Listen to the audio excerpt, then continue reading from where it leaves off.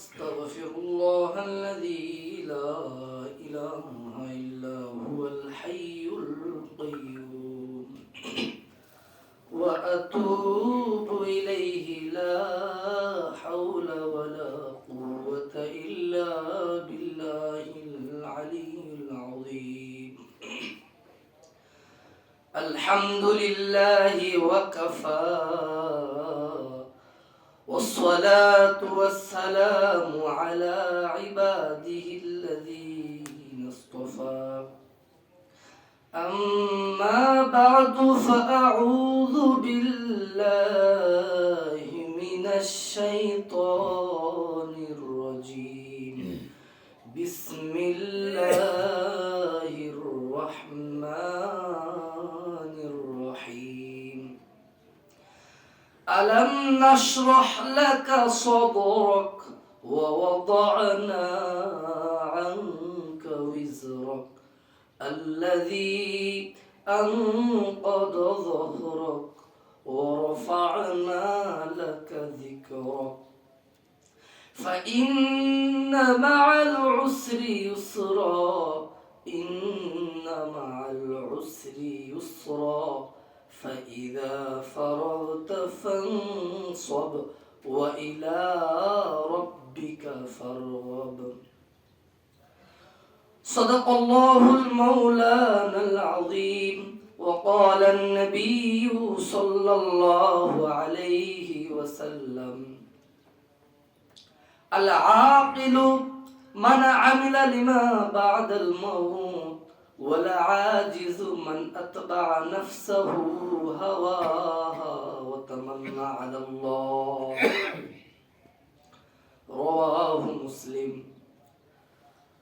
وقال الشاعر जो तू मेरा तू सब मेरा फलक मेरा ज़मी मेरी अगर एक तू नहीं मेरा तो कोई शय नहीं मेरी আলহামদুলিল্লাহ আল্লাহ পাকের লাখো কোটি শুকরিয়া যে আল্লাহ পাক রব্বুল আলামিন আপনাকে আমাকে যাচাই বাছাই করে আজকে পবিত্র জুমার দিনে আগে আগে আসার এবং বসার তৌফিক দান করেছেন। এই জন্য আমরা সকলেই হৃদয়ের অন্তরস্থল থেকে কালিমাতুশ শুকর আদায় করছি, সকলেই বলে আলহামদুলিল্লাহ। আলহামদুলিল্লাহ। আসলে আল্লাহ পাক রব্বুল আলামিন যাকে পছন্দ করেন, যাকে সিলেক্ট করেন, তাকেই তার ঘরে আসার এবং বসার তৌফিক দান করেন। আমাদের চেয়ে অনেক চালাক চতুর মানুষ ছিল, আমাদের চেয়ে অনেক প্রভাবশালী মানুষ ছিল, তারা তাদের ক্ষমতা দেখিয়ে, তাদের প্রভাবশালী, তাদের বুদ্ধিমত্তা দিয়ে তারা আগে আগে আসার সুযোগ পায় নাই, তৌফিক পায় নাই। এই জন্য বুঝতে হবে যে আল্লাহ পাক রব্বুল আলামিন আপনাকে আপনার আমার কি চায়, ভালো চায় বলেই আমাদেরকে তার ঘরে আসার এবং বসার তৌফিক দান করেছেন। সম্মানিত উপস্থিতি, আমি আপনাদের সামনে আল্লাহ পাক রব্বুল আলামিনের পবিত্র কালামুল্লাহ শরীফ থেকে একটি সূরা তেলাওয়াত করেছি, যে সূরা আল্লাহ পাক রব্বুল আলামিন যে সূরাটি মক্কায় অবতীর্ণ করেছেন। আলাম নাশরাহ, আবার কেউ বলেছে সূরাতুশ শারহ। যে ভাই, এই সূরা আযীমুশ শান আল্লাহ পাক রব্বুল আলামিন তথ্য দিয়েছেন মানুষদের জন্য, সারা বিশ্বের মুসলিমদের জন্য একটি শিক্ষণীয় বিষয় তিনি তুলে ধরেছেন। যে এই আয়াত নাজিল হয়েছে, এই সূরা যখন নাজিল হয় তার শানে নজুল হচ্ছে মক্কার কাফেররা মুসলমানদের এবং রাসূলুল্লাহ সাল্লাল্লাহু আলাইহি ওয়াসাল্লামের সাহাবীদের দারিদ্রতা দেখে তারা তিরস্কার করত, তারা তুচ্ছ তাচ্ছিল্য করত, যে তোমরা তো গরিব, তোমাদের তো বেশি দিন টিকতে পারবা না আমাদের সামনে, তোমরা নিঃশেষ হয়ে যাবা। রাসূলকে এভাবে ধমকি দিত।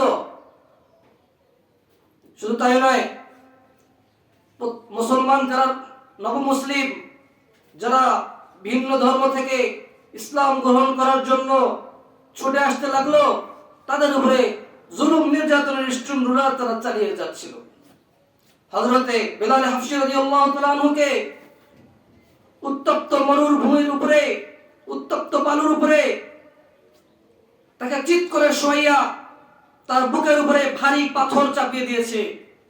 সম্মানিত উপস্থিতি, শুধু তাই নয়, হযরত আম্মার রাদিয়াল্লাহু তাআলা আনহুকে এরকম ভাবে কয়লার আংরার উপরে তার কোমরকে হেঁচড়ানো হতো। এরপরে হযরত আম্মার বিন ইয়াসির রাদিয়াল্লাহু তাআলা আনহুর আম্মাজান হযরত সুমাইয়া রাদিয়াল্লাহু তাআলা আনহা, যিনি ইসলামের প্রথম শহীদা, তাকে এরকম ভাবে নির্মম ভাবে তার নাউযুবিল্লাহি মিন যালিক তার লজ্জাস্থানে বর্ষার আঘাতে তাকে দুনিয়া থেকে চিরবিদায় করে দেওয়া হয়। এরকম ভাবে অন্যায় অবিচার শুরু করে, কোনো দোষ ছিল না মুসলমানদের, তাদের দোষ ছিল একটাই, তারা সত্য ধর্ম অবলম্বন করেছিল। সম্মানিত উপস্থিতি, সেই ক্লান্তিকর দুঃখ কষ্টকর সময়ে আল্লাহ পাক রব্বুল আলামিন রাসূলুল্লাহ সাল্লাল্লাহু আলাইহি ওয়াসাল্লামকে সান্ত্বনা দিয়ে বললেন, আলাম নাশরাহ লাকা সাদরাক ওয়া ওয়াদা'না আনকা উযরাক আল্লাযী আনকাযা যহরাক। ওগো আল্লাহর নবী, আলাম নাশরাহ লাকা সাদরাক, আমি কি আপনার বক্ষকে আমি কি খুলে দেই নাই? আপনার অন্তরে কি আমি ইলমে শরিয়ত, ইলমে মারিফাতের জ্ঞান আমি কি দেই নাই আপনাকে? আপনার ভিতরে নবুয়তের যে কষ্ট সহ্য করার শক্তিশালী, রিসালাতের দায়িত্ব পালন করার যে সক্ষমতা আছে, দায়িত্ব, যে শক্তি, যে পাওয়ার, সব আপনাকে দান করেছি। সুবহানাল্লাহ। আল্লাহ পাক রব্বুল আলামিন তার প্রিয় হাবিবকে এই নবুয়ত যে পুরোপুরি জিম্মাদারি, এই দায়িত্ব পালন করার এক সাহসী শক্তি আল্লাহ পাক রব্বুল আলামিন দান করেছেন। তো সেটা স্মরণ করে দিয়েছেন যে আমি তোমাকে দান করলাম বা আমি তোমাকে দান করিনি। এবার বলতেছেন, ওয়াদা'না আনকা উযরাক, আপনার উপর থেকে আমি বোঝা সরিয়ে নিয়েছি। এই বোঝা কোন বোঝা? আল্লাযী আনকাযা যহরাক, যে বোঝা আপনার পিঠকে নত করে দিয়েছিল, আপনার পিঠকে নত করে দিয়েছিল। কোন বোঝা? একটু আগে বলেছিলাম, মক্কার মুশরিকরা, এই দরিদ্র সাহাবীরা যখন নতুন ইসলাম গ্রহণ করেছেন, তারা তো এরকম ভাবে রাষ্ট্রীয় কোন বিশেষ লোক ছিল না, এই জন্য তাদেরকে তিরস্কার করা হইত। ধনাঢ্য ব্যক্তি ছিলেন হযরত আবু বকর সিদ্দিক রাদিয়াল্লাহু আনহু, শিল্পপতি ছিলেন হযরত ওমর রাদিয়াল্লাহু তাআলা, হযরত ওসমান গনি রাদিয়াল্লাহু তাআলা আনহু শ্রেষ্ঠ ধনীদের মধ্যে একজন ছিলেন। কিন্তু তারা তাদের ক্ষমতা দেখিয়ে মুসলমানদের উপর নির্যাতন শুরু করল। তারা জানতো, বুঝতো যে মুহাম্মদ আল্লাহর নবী, তারপরও তারা শত্রুতার বশত তারা নিজেদের হিংসার আগুনে জ্বলে পুড়ে ছারখার হচ্ছে যে মূর্তি পূজা চলবে না, মূর্তি পূজা বাদ দিয়ে ইসলাম গ্রহণ করা হবে, এই বিদ্বেষের কারণে। সম্মানিত উপস্থিতি, আল্লাহ পাক রব্বুল আলামিন বলতেছেন, সেই দারিদ্রতা, সেই তাদের হিংসুকের হিংসা এবং তাদের জুলুম নির্যাতন, এসব কিছু থেকে আপনাকে বাঁচার জন্য আমি আল্লাহ পাক রব্বুল আলামিন তোমার বোঝা কি করে দিয়েছি? হালকা করে দিয়েছি, নামিয়ে দিয়েছি। ও তো আনা, আমি নামিয়ে দিয়েছি তোমার বোঝাকে। ওয়ারফা'না লাকা যিকরাক, এটা বলতেছেন আপনার স্মরণকে আমি আসমানে অক্ষুণ্ণ রেখেছি, আপনার সম্মান মর্যাদা আমি সমুন্নত করেছি। আলহামদুলিল্লাহ। আসমানে বলতেছেন, আপনাকে জমিনে বলতেছে এই মক্কার আবু জাহেল, আবু লাহাব, উতবা, শাইবা, এদের কথায় কান দিয়ে আপনি বিচলিত হবেন না, আপনি দিশেহারা হবেন না। আপনার আলোচনা, আপনার প্রশংসা আসমানের ফেরেশতারা করতেছে এবং আপনার মর্যাদা অক্ষুণ্ণ থাকবে, এবং যারা আপনার বিরোধিতা করতেছে তাদের নাম নিশানা নিশ্চিহ্ন হয়ে যাবে। আল্লাহ পাক বলতেছেন, এই কথা বোঝাচ্ছেন তাফসীরে ওসমানীতে, ব্যাখ্যায় এভাবে এসেছে। এরপরে আল্লাহ পাক রব্বুল আলামিন সুসংবাদ দিচ্ছেন, বন্ধু অনেক কষ্ট তো করতেছো, দেখতেছে আল্লাহ পাক রব্বুল আলামিন, দেখতেছেন না? আল্লাহ পাক রব্বুল আলামিন তো সবই দেখেন, কিন্তু কেন তিনি সরাসরি তাদের উপরে হামলা করতে পারতেন, গজব নাযিল করতে পারতেন? তো করেন নাই। তারপর আল্লাহ পাক রব্বুল আলামিন যে মূল মেসেজ আজকের যে সূরা, সে আল্লাহ পাক রব্বুল আলামিন বলতেছেন ফাইন্না মাআল উসরি ইউসরা, ইন্না মাআল উসরি ইউসরা, ফাইযা ফারাগতা ফানসাব ওয়া ইলা রাব্বিকা ফারগাব। ওগো আল্লাহর নবী, ওগো পয়গম্বর, ফাইন্না মাআল উসরি ইউসরা, মনে রাখবেন কষ্টের পরে সুখ আসে। ইন্না মাআল উসরি ইউসরা, নিশ্চয় নিশ্চয় কষ্টের পরে আছে আসানি। আলহামদুলিল্লাহ, দুইবার তাকিদ দিয়ে বলতেছেন, হে নবী আপনি চিন্তিত হবেন না, কষ্টের পরেই সুখ রয়েছে, কষ্টের পরেই সুখ রয়েছে, দুইবার বলেছে। সম্মানিত উপস্থিতি, এই বিষয়ে আজকে আমার মূল আলোচনার বিষয় হচ্ছে সুখ দুঃখ আল্লাহ পাক রব্বুল আলামিন কাছ থেকেই আসে, এবং আল্লাহ পাক রব্বুল আলামিন যাকে বেশি পছন্দ করেন তাকে বেশি কষ্টের মধ্যে রাখেন, এবং তাকে কষ্ট দিয়ে এরপরে সুখের ব্যবস্থা করেন। কষ্টের পরে সুখটা কামাই করা ভাই, এটা আনন্দের বিষয় না ভাই। কেউ আর যদি সুখের পরে কষ্ট হয়, এটা দুঃখের বিষয় না। আপনার সারা মনে করেন আপনি 30 বছর সুখ করেছেন আর 20 বছর আপনি দুঃখে কাটিয়েছেন শেষ বয়সে, শেষে, এটা আপনার বেদনা না?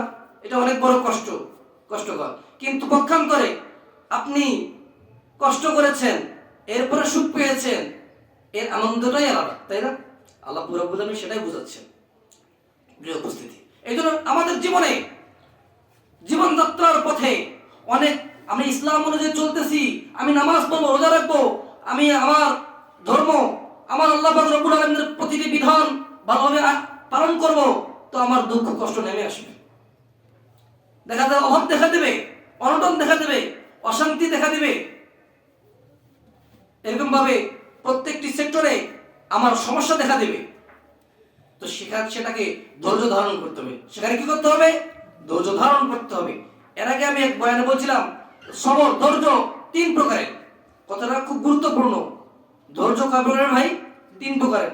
একটা ধৈর্য ধরা, আল্লাহ পাক রব্বুল আলামিনের আনুগত্যের ক্ষেত্রে ধৈর্য ধারণ করা। নামাজের সময় হয়েছে, আপনি নামাজ আদায় করতেছেন, তো শীত ঠান্ডায় আপনার শরীর কাঁপতেছে, অসুস্থ, মনটা চাইতেছে না যে কথা সরাইয়ে আমি উজু করে নামাজে যাই, জামাতের সাথে নামাজ পড়ি, মন তো চাবে না।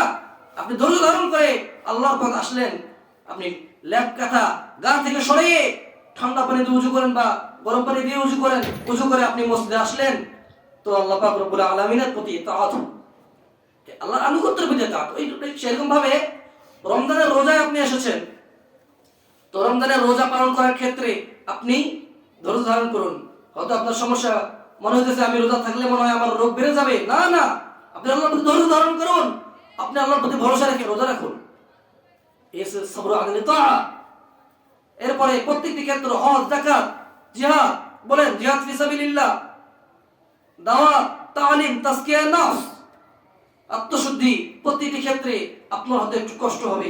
আল্লাহর জন্য আপনি আল্লাহর প্রতিটি বিধিবিধান, গুনাহ থেকে বাঁচতেছেন, পরনারীর থেকে বাঁচতেছেন, পরনারীকে তা দেখলে ভালো লাগে না, আপনি একটু ধৈর্য ধারণ করুন, আল্লাহ পাক রব্বুল আলামিনের আনুগত্য করুন, দেখবেন আল্লাহ পাক রব্বুল আলামিন এর সুফল আপনাকে দান করবেন। আপনি কোনটা চান? আগে কষ্ট করেন একটু, এরপরে সুখ হয়েছে। ফাইন্না মাআল উসরি ইউসরা, ইন্না মাআল উসরি ইউসরা। কষ্টের পরেই সুখ আসে, কষ্টের পরেই সুখ আসে। এটা মাথায় রাখা দরকার আমাদের। সম্মানিত উপস্থিতি, যারা আল্লাহর ওলি হয়েছেন তারা এই বিষয়গুলি লক্ষ্য রেখেছেন, কষ্টের পরে সুখ। এরপরে ধৈর্য হচ্ছে কি, 1 নম্বর বললাম আল্লাহর আনুগত্যের ক্ষেত্রে ধৈর্য ধারণ করা। 2 নম্বর হইতেছে গুনাহ থেকে বাঁচার জন্য ধৈর্য ধারণ করা। যে আপনি গুনাহ লিপ্ত হতে চাচ্ছেন, আপনার মন চাচ্ছে না যে মানে গুনাহ থেকে ফিরতে, সুদ খাইতে, ঘুষ খাইতে মন চাচ্ছে, সুযোগ পাইছেন পরনারীর সাথে আলাপ আলোচনা, অবৈধ সম্পর্ক লিপ্ত হইতে মন চাইতেছে আপনার, আপনি সেখান থেকে নিজেকে ধৈর্য ধারণ করে আপনি আপনাকে কন্ট্রোল করুন, আল্লাহর প্রতি মনোনিবেশ করুন, আপনার এর সুফল আল্লাহ পাক রব্বুল আলামিন দান করবেন, দুনিয়াতেও দান করবেন, আখিরাতেও দান করবেন। আমরা তো মনে করি গুনাহ ছাড়লে মনে হয় শুধু দুনিয়াতেই কষ্ট, আখিরাতে সুখ। না না, দুনিয়াতে এক সুখ শান্তি আছে, সম্মান মর্যাদা। আপনি যদি সেরকম হয়ে যান তাহলে দেখবেন। আজকে শামসুল হক ফরিদপুরি রহমাতুল্লাহি আলাইহি আজ মাহফিলে অনেকে গেছেন, তো তিনি তো এমনি এমনি শামসুল হক ফরিদপুরি হন নাই। মন চাইছে নামাজ কাজা করে শামসুল হক ফরিদপুরি হয়ে যায়? অবৈধ কাজ গুনাহ করে কি কোনো শামসুল হক ফরিদপুরি রহমাতুল্লাহি হয়েছেন? না, গুনাহ ছাড়ছেন। এমন ভাবে তারা তাদের উপরে রাষ্ট্রীয়ভাবে চাপ আসছিল, তারপর আল্লাহ সত্য বিধান, সত্য কথা তারা মানুষের সামনে তুলে ধরেছেন। এজন্য আজকে শামসুল হক ফরিদপুরি রহমাতুল্লাহি আলাইহি ইন্তিকালের পরও তার নাম সম্মানের সাথে নেওয়া হয়। সম্মানিত উপস্থিতি, এই জন্য প্রতিটি ক্ষেত্র আমি গুনাহ থেকে আল্লাহর জন্য বেঁচে চলবো। যদি হয়ে যায় মানুষ মাত্রই গুনাহ ভুল, তো আমি কি করব? ধৈর্য ধারণ করে আল্লাহ পাক রব্বুল আলামিনের প্রতি তাওয়াক্কুল করে যদি গুনাহ হয়ে যায় আমি কি করব? ফিরে আসব। আর গুনাহ থেকে ফিরে আসে নাই শয়তান, নাহলে শয়তান ইবলিস হয়ে যাব। সময় কত আমাকে বলিয়েন, সময় হয়ে গেল। তো ভাই আল্লাহ পাক রব্বুল আলামিন কি বলতেছেন? কষ্টের পরেই আছে সুখ, শান্তি। ফাইন্না মাআল উসরি ইউসরা, ইন্না মাআল উসরি ইউসরা। আজকে আমরা কষ্ট করতে রাজি নাই। আজকে ভিনদেশীরা, আজকে নাস্তিক মুরতাদরা, আজকে ইহুদি খ্রিস্টানরা যখন আমাদেরকে অমুক লোক দেখায়, ভয় দেখায়, আমরা কই না আরে আমরা না খেয়ে মারা যাব, আমাদেরকে পারমাণবিক বোমা দিয়ে আমাদেরকে উড়িয়ে দেওয়া হবে। না না না, আমরা আপনাদের সাথে আছি। খবরদার মুসলমান। আল্লাহ পাক রব্বুল আলামিন নিষেধ করেছেন। আল্লাহ পাক রব্বুল আলামিন বলেছেন, লা তাত্তাখিযুনা আউলিয়া মিন দুনিল মুমিনিন। হে মুসলমানেরা, তোমরা মুমিন ছাড়া, মুমিন ব্যতীত অন্য কাউকে অর্থাৎ ইহুদি, খ্রিস্টান, বৌদ্ধ, নাসারা, মুশরিক তাদেরকে অন্তরঙ্গ বন্ধু বানাবে না। কারণ তারা ততক্ষণ পর্যন্ত খুশি হবে না আমাদের প্রতি যতক্ষণ পর্যন্ত আমরা আমাদের নিজের ধর্ম ত্যাগ করে তাদের অবৈধ এবং ভুয়া ধর্মে আমরা কি করব না, আমরা ধর্ম অবলম্বী হব না, ততক্ষণ পর্যন্ত আমাদের উপর তারা সন্তুষ্ট হবে না। কি প্রমাণ পাইছেন তো? আজকে ফিলিস্তিনে তো গণতন্ত্র, এই পশ্চিমাদের গণতান্ত্রিক রাষ্ট্র হিসেবে তারা গণতন্ত্র পরিচালিত করেছিল না মাহমুদ আব্বাস। আজকে তাদের উপরে স্ট্রিম রুলার চলেছে। এই মাসুম বাচ্চাদের উপরে তাদেরকেও ছাড়ে নেই, তাদের উপরে বুলেটের বোমা তাদের উপরে নিক্ষেপ করেছে। কতটা নিষ্ঠুর তারা চিন্তা করে দেখছেন। এখন বিশ্ব বিবেক চলতেছে, তারপরও কিছু সময় মানুষ এগুলো বুঝতে চাচ্ছে না, এগুলো কর্ণপাত, তাদের এই বিষয়ে তারা কর্ণপাত দিচ্ছে না। সারা বিশ্বে, শুধু ফিলিস্তিনে নয়, কাশ্মীরে দেখেন এরকম ভাবে, তাজিকিস্তান দেখেন, পাকিস্তান দেখেন, সিরিয়া, ইরাক, ইরান, সবগুলিতে তারা এই কি করেছে? ষড়যন্ত্র করেছে। অথচ আমরা তো মুসলমান, নেতারা কি বলেছিল? আমরা তোমাদেরকে মানবো বলছিল না? হ্যাঁ, গণতন্ত্র প্রতিষ্ঠা করেছিল। আফগানিস্তানে তো কিছুদিন পূর্বেই আল্লাহ তাআলা দয়া করেছেন, তাদের উপর কোরআনের আইন চালু হয়েছে। কিন্তু এর আগে তো সেটা হয় নাই, ছিল না। তারা কি করেছে?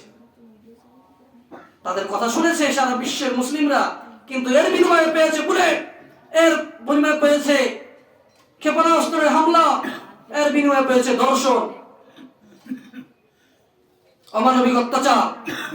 তাহলে আমাদেরকে বুঝতে হবে আমাদের সম্মান, আমাদের মর্যাদা কোথায়। আল্লাহ পাক রব্বুল আলামিন বলতেছেন যে তোমরা বিজয়ী হবে, তোমরা জান্নাতি হবে। আমি দুইটা বিষয় বলে শেষ করে দেব। আল্লাহ পাক রব্বুল আলামিন বলেছেন, ওয়ালা তাহিনু ওয়ালা তাহজানু ওয়া আনতুমুল আ'লাউনা ইন কুনতুম মুমিনিন। হে মুমিনরা, তোমরা সব কাজেই সফলতা অর্জন করবে যদি তোমরা কোনো ভয় নাই, কোনো পেরেশানি, ওয়ালা তাহিনু ওয়ালা তাহজানু, কোনো ভয় নাই, কোনো পেরেশানি নাই, ইন কুনতুম মুমিনিন, তোমরা যদি কি করো? মুমিন হতে পারো। ওয়া আনতুমুল আ'লাউনা, তোমরা বিজয়ী হবে, ইন কুনতুম মুমিনিন, যদি তোমরা কি হও? মুমিন হও। আমরা মুমিন হইতে হলে আমাদের কি হইতে হবে এটা তো আমরা এখন বুঝলাম না। আমরা সবাই কি মুমিন? না, সব মুসলমান আজকে মুমিন নাই।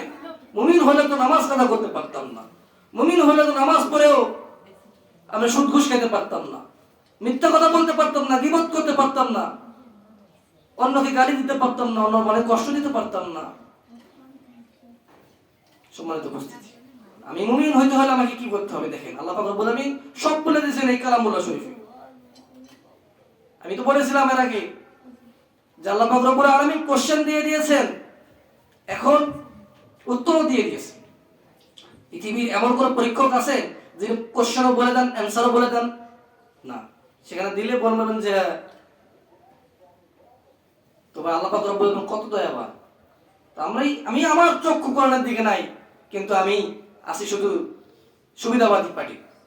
এসব হওয়া যাবে না, পরিপূর্ণ মুমিন হতে হবে। ইয়া আইয়ুহাল্লাযিনা আমানু দুখুলু ফিস সিলমি কাফা, পরিপূর্ণভাবে ঈমানের ভিতরে প্রবেশ করতে হবে, মুমিন হইতে হবে পরিপূর্ণ। আল্লাহ পাক রব্বুল আলামিন বলতেছেন, ইন্নাল্লাযীনা আমানু ওয়া আমিলুস সলিহাত, যারা ঈমান আনবে আমিলুস সলিহাত করবে। ইন্নাল্লাযীনা আমানু ওয়া আমিলুস সলিহাতি কানাত লাহুম জান্নাতুল ফিরদাউসি নুজুলা খালিদিনা ফিহা লা ইয়াবগুনা আনহা হিওয়ালা। আল্লাহ পাক বলতেছেন সূরা কাফের শেষ আয়াতে যে তোমরা যদি মুমিন হও, ইন্নাল্লাযীনা আমানু, সূরা কাফের শেষে বলতেছেন হে আমি ইমানদাররা, তোমরা যদি আমালুস সলিহাত করতে পারো, ঈমানের পরে আমালুস সলিহাত করতে পারো, তোমাদের জন্য জান্নাতুল ফিরদাউস। সুবহানাল্লাহ। তাহলে ঈমানের সাথে আমালুস সলিহাত করলেই আমি মুমিন হব। আমালুস সলিহাতটা কি আমি আগেও বলেছিলাম, একটু টাচ দেওয়ার জন্য বলতেছি সময় সংক্ষেপ, যে প্রত্যেকটি কাজ, নামাজের সময় হয়েছে নামাজ পড়বো, আমালুস সলিহাত। রোজার সময় রোজা রাখবো, প্রতিটি বিধিবিধান আল্লাহর কাছে মানবো, তো আমালুস সলিহাত। নিষেধ থেকে বাঁচবো, আমালুস সলিহাত। বুঝে আসছে? এক অ্যান্সারই সব যথেষ্ট। তো ভাই, এরপরে আল্লাহ পাক রব্বুল আলামিন বলতেছেন এই মুমিন যদি হতে পারো, তোমাদের কোনো ভয় নেই, কোনো পেরেশানি নেই, পৃথিবীর কোনো পরাশক্তি তোমাদেরকে পরাজিত করতে পারবে না। এই জন্য বুঝতে হবে, আল্লাহ পাক রব্বুল আলামিন বলতেছেন সূরা আল-নাস যে আপনি যদি কষ্ট করেন তাহলে সুখ রয়েছে। রাসূল সাল্লাল্লাহু আলাইহি ওয়াসাল্লাম এবং সাহাবায়ে কেরাম কষ্ট করেছেন কি করেছেন না? তাদেরকে যে 3 বছর কারাবন্দী অবস্থায় রেখেছেন, সম্মানিত উপস্থিতি, শিহাবে আবু তালিবে গাছপালা, ফলহীন গাছপালা ছাড়া কোনো কিচ্ছু ছিল না, কোনো বৃক্ষ ছিল না, গাছপালা চাপিয়ে 3 বছর খেয়েছেন। কত কষ্ট করেছেন। বাচ্চারা চিৎকার করা শুরু করেছিল, এমন অবস্থা হয়েছিল গাছপালার পাতা খেয়ে যে বকরি লাদা যেরকম বাইরে হয় সেরকম বাইরে হয়েছিল। সম্মানিত উপস্থিতি, এই ইতিহাসকে একটু ভুলে গেছি।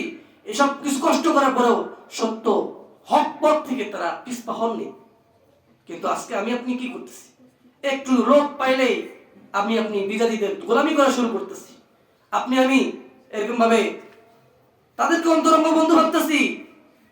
আমেরিকা, ইউরোপ তারা আমার বন্ধু, আর যারা আমার মুসলিম, যারা কোরআনের বিষয় বলে, যারা কোরআন প্রেমিক, যারা তাদের জীবনে কোরআনকে বাস্তবায়ন করে, যারা পরিপূর্ণ ঈমানদার, তারা জান্নাতি, তাদেরকে আমি বলতেছি, তাদেরকে আমি অন্তরঙ্গ বন্ধু বানাই না, তাদেরকে দূরে সরে দিচ্ছি। সম্মানিত উপস্থিতি, আমাদের কপালে কি হবে চিন্তা করে দেখছেন? পৃথিবীর আল্লাহ পাক যদি গজব নাযিল করেন, পৃথিবীর কেউ আছে বাঁচাইতে? এই যে কিছুদিন আগে ভূমিকম্প দিয়েছেন, এটা তো সামান্য দিয়েছেন, তাতে তো অবস্থা খারাপ। ঢাকা শহর ভার্সিটি সব বন্ধ করে দিয়েছেন, যা আর ভূমিকম্প হয় কিনা। আরে ভাই, ভূমিকম্পর ভয়ে তুমি ভার্সিটি বন্ধ করো, আল্লাহর ভয়ে তুমি গুনাহ ছাড়ো, দেখবা ভূমিকম্প তো দূরের কথা, একটা মশা মাছি তোমার সামনে ঘুরঘুর করতে পারবে। এই জন্য প্রত্যেক অবস্থায় আল্লাহকে ভরসা রাখবে, কষ্ট করে, এরপর সুখ আসবেই আসবে, দুনিয়াতেই আসবে। তো ভাই বলতেছিলাম, ধৈর্যের পরে ফাইন্না মাল উসরি ইউসরা, নিশ্চয় কষ্টের পরে সুখ আসে। ফাইদা ফারাগতা ফানসাব, একটা শেষ করে দিই এবার। ফাইদা ফারাগতা ফানসাব, হে নবী যখন আপনি অবসর হবেন, ফানসাব, আল্লাহর প্রতি মনোনিবেশ করুন, আল্লাহর রব্বুল আলামিনের গোলামিতে আপনি নিমগ্ন থাকুন, ওয়া ইলা রাব্বিকা ফারগাব, এবং আপনার রবের প্রতি মনোনিবেশ করুন। কোন খাজা বাবার প্রতি না, আল্লাহর প্রতি মনোনিবেশ করুন আপনি, কারোর প্রতি না। আল্লাহ পাক রব্বুল আলামিন বলতেছেন, ভাই কষ্টের পরে সুখ আসে, এর একটা বিষয় বলছিলাম, এটা শেষ। আর একটা বিষয় হচ্ছে দুঃখ কোন সময় কষ্ট হয়, এর আড়ালে সুখ লুকিয়ে থাকে। এই বিষয়ে বলেই শেষ করব। হযরত আপনারা শুনেছেন আল্লাহ পাক রব্বুল আলামিনের যার হিকমতকে, যার উপদেশকে আল্লাহ পাক কোরআনে নিয়ে এসেছেন, লোকমান হাকিম, আপনার নাম শুনেছেন না? তো লোকমান হাকিম তার সন্তানকে নিয়ে এক গ্রাম থেকে আরেক গ্রাম যাচ্ছিলেন। তখন তো মিডিয়া ছিল না, তো তিনি তার কাছে খবর আসছে চিঠির মাধ্যমে, জমুক এলাকায় নবী আসছে, ওই জামানার নবী। তো তো সেই নবী নাকি দাওয়াতের কাজ করতেছে। তো হযরতে লোকমান হাকিম বলতেছে, বাবা চলো বাবা ওই গ্রামে যাই, ওখানে এক আল্লাহর নবী ইসলামের দাওয়াত দিতেছে, ওখান থেকে দোয়া নিয়ে আসি বাবা, রাহনুমাই নিয়ে আমরা নিজের পথ প্রদর্শন করব, নিজের পথে চলবো, ভালো পথে চলবো। এভাবে তিনি তার সন্তানকে নিয়ে যাচ্ছিলেন। পথিমধ্যে, লম্বা ঘটনা সংক্ষিপ্ত বলতেছি, একটি বিষাক্ত কাঁটা লোকমান হাকিমের সন্তানের পায়ে বিদ্ধ হয়েছে। এরপর সন্তান চিৎকার করে কাঁদতেছেন, আর বাবা বাবা বলে চিৎকার করতেছেন। লোকমান হাকিম এরকম ভাবে বলতেছেন, বাবা একটু ধৈর্য ধারণ করো, ইসবির সবরান জামিলা, বাবারে তোমাকে আমরা তো ভালো কাজে যাচ্ছিলাম, কিন্তু এই যে একটা কষ্ট আমাদের ভিতরে আসছে, অধৈর্য হয়ে না বাবা। তারপরে তো মানুষ এরকম ভাবে আস্তে আস্তে তার পায়ের ভিতরে পচন ধরেছে। তখন তো সেরকম উন্নত চিকিৎসার ব্যবস্থা ছিল না, মরুভূমির ভিতরে হযরত লোকমান হাকিম অস্থির হয়ে গেলেন। লোকমান হাকিম যদিও অনেক বড় একজন আল্লাহর ওলি, এবং তিনি একজন হিকমতওয়ালা, তাকে আল্লাহ পাক রব্বুল আলামিন অনেক হিকমত দান করেছেন, অনেক জ্ঞান দান করেছেন। তো লোকমান হাকিম তারপর যদি মানুষ স্বভাবজাত হিসাবে তার সন্তানকে নিজের সামনে পৌঁছতে দেখা সে অস্থির হয়ে গেছে, চোখ দিয়ে পানি ঝরতেছে, আর বলতেছে, আল্লাহ আমরা নেকির কাজে চলতেছি, কিন্তু আমার সন্তান রে এরকম ভাবে চোখের সামনে পৌঁছতে দেখে তো আমার মন মানতেছে না। সম্মানিত উপস্থিতি, এরকম ভাবে যে কিছু সময় অতিবাহিত হওয়ার পরে এরপরে খবর আসছে লোকমান হাকিমের কাছে যে, ও লোকমান হাকিম, তুমি তো তোমার সন্তানকে নিয়ে ওই গ্রামে যাচ্ছিলে, কিন্তু ওই গ্রামে কি হয়েছে তুমি জানো নি? লোকমান হাকিম বলতেছে, না আমি তো কিছু জানি না, কারণ সে সময় কি মিডিয়া ছিল না, কোনো খবর ছিল না। তো তাকে সংবাদ দিচ্ছেন যে ওই জামানা ওই গ্রামে নবীরা আসলো, ঠিক আছে, তারা দাওয়াত দিছে, কিন্তু ওই এলাকার মানুষ তা গ্রহণ করে নাই। এই জন্য আল্লাহ পাক রব্বুল আলামিন গজব নাযিল করেছেন ওই এলাকার প্রতি, আর ওই এলাকা ধ্বংস হয়ে গেছে। আপনি জান নাই, তো আপনি বেঁচে গেছেন। বলে সুবহানাল্লাহ। কষ্ট দিয়ে আল্লাহ পাক রব্বুল আলামিন দিবেন কষ্ট অল্প, বেশি কষ্ট থেকে বাঁচাইছেন কি বাঁচাইছেন না? পায়ে একটু কাটা বিদ্ধ হয়েছে, কিন্তু তাকে হালাকির হাত থেকে, গজব থেকে বাঁচাইছেন। কারণ তারা যদি গজবের প্রতি পতিত হইতো, তাদের দুনিয়াও শেষ হইতো, আখিরাতও শেষ হইতো। জানেন, যদি গজব যখন আল্লাহ নাজিল হয়, তখন ভালো মন্দ আল্লাহ সবার উপর গজব নাজিল করেন। তো এই জন্যে বুঝতে হবে আল্লাহ পাক রব্বুল আলামিনের প্রতি আমরা, যদিও আমরা এই ভালো কাজ করতেছি, কিন্তু আমার কষ্ট আসতেছে, মনে করবেন এটা সুখের আলামত, এটা ভালো কিছু আলামত, আমার কপাল ভালো, আমার হাসর ভালো। হ্যাঁ, হয়তো আল্লাহ পাক আমাকে পছন্দ করেন, এটা মাথায় রাখতে হবে।